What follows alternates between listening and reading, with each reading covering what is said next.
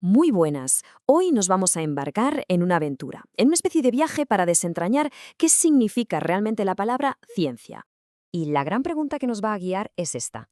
¿Qué es lo que hace que una ciencia sea, bueno, científica? Parece una pregunta sencilla, ¿a que sí? Pues ya veréis que la respuesta tiene mucha más miga y es bastante más sorprendente de lo que uno se imagina. Bien, pues vamos al lío. Para empezar a entender todo esto, lo primero es darse cuenta de que la idea de saber o conocimiento no ha sido siempre la misma, ni mucho menos. Ha ido cambiando, evolucionando, a través de tres grandes épocas. Fijaos en esta línea de tiempo. Nos muestra unos cambios brutales en cómo hemos entendido el conocimiento. Pasamos de una época donde la verdad venía de los dioses o de la pura razón, a otra, la moderna, obsesionada con encontrar un único método universal para todo. Y de ahí a la era actual, que se atreve a preguntar, oye, ¿y si esa verdad universal ni siquiera existe? Esto es clave para entender lo que viene hoy. Y el origen de todo este debate, pues está aquí, en la antigua Grecia. Fueron ellos los primeros en trazar una línea muy clara entre dos conceptos. Por un lado, la doxa. ¿Qué es la doxa? Pues la opinión común, lo que se dice por ahí, el sentido común que no se ha analizado. Y por otro, la epísteme. Esto ya es otra historia. Es un saber riguroso, con fundamentos, crítico. De esta idea, de la epísteme, es de donde nace la mismísima idea de ciencia.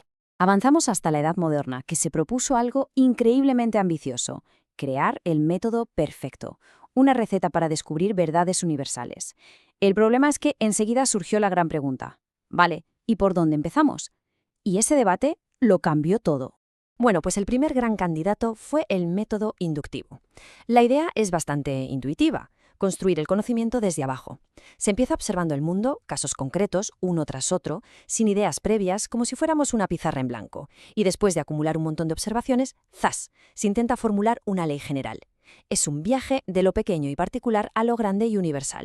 Pero claro, a este enfoque le salió un competidor muy fuerte: el método hipotético deductivo. Y este le da la vuelta a la tortilla. Aquí no se empieza observando sin más. No, se empieza con un problema, con algo que no cuadra, una pregunta. Y a partir de ahí se lanza una idea creativa, una hipótesis. El resto del trabajo es pensar, vale, si mi idea es correcta, ¿qué debería pasar en el mundo real? Y entonces, y solo entonces, se sale a comprobar si esas predicciones se cumplen. Y aquí llegamos a un punto de choque fundamental, cuando se pone a prueba una teoría. ¿Qué se busca exactamente? ¿Se buscan pruebas que la confirmen, que digan sí, esto es correcto? Esa es la vía de la verificación. ¿O se busca justo lo contrario? Se intenta con todas las fuerzas encontrar un fallo que la tumbe. Esa es la potentísima idea de la falsación de Karl Popper. Para él, una teoría no es científica porque se pueda verificar, sino porque se expone a ser refutada, y cuantas más pruebas de refutación aguanta, más fuerte se hace. Y justo cuando parecía que el debate estaba en si verificar o falsar, en si la ciencia avanzaba pasito a pasito, llegó un filósofo, Thomas Kuhn, y dinamitó el tablero de juego. Su idea cambió por completo la forma de ver el progreso científico. El concepto clave de Kuhn es el de paradigma. Y ojo, que un paradigma no es solo una teoría, es mucho más. Es como las gafas con las que una comunidad científica ve el mundo. Incluye las teorías, los métodos, los problemas que consideran importantes y hasta las cosas que dan por sentadas sin discutirlas. Es el marco completo en el que trabajan. Y es que según Kuhn, la ciencia no avanza en línea recta. No, avanza en ciclos. Primero hay una larga etapa de ciencia normal, donde todo el mundo trabaja tranquilamente dentro del paradigma, resolviendo pequeños puzzles. Pero de repente empiezan a surgir anomalías, resultados que no encajan, que chirrían. Si se acumulan muchas, el paradigma entra en crisis, y de esa crisis puede surgir una revolución científica, donde todo el viejo edificio se derrumba y se construye uno nuevo desde cero. Y aquí viene quizá la idea más chocante de Kuhn: la inconmensurabilidad. Lo que viene a decir es que la gente que trabaja en paradigmas distintos, el viejo y el nuevo, en realidad no se pueden entender del todo. Es como si hablaran idiomas diferentes. Usan las mismas palabras, pero significan cosas distintas. Miran los mismos datos, pero ven cosas completamente opuestas. No hay un terreno común para debatir. Bien, y todo este debate, que parece tan abstracto, aterriza de golpe cuando llegamos a las ciencias sociales. Porque aquí el conflicto es el pan de cada día. ¿Qué tipo de ciencia se supone que debe estudiar algo tan complejo como la sociedad humana? Aquí el campo de juego se parte en dos. Por un lado están los que persiguen la explicación. Quieren que la sociología o la economía sean como la física, que encuentren leyes universales que explican por qué pasan las cosas. Y por otro están los que buscan la comprensión. Ellos dicen que el objetivo no es explicar con leyes, sino interpretar el sentido, el significado que las propias personas dan a lo que hacen. Esta tabla lo resume de maravilla. El enfoque naturalista, que quiere copiar a las ciencias naturales, trata los hechos sociales como si fueran cosas, observables, medibles. Su meta es explicar y predecir.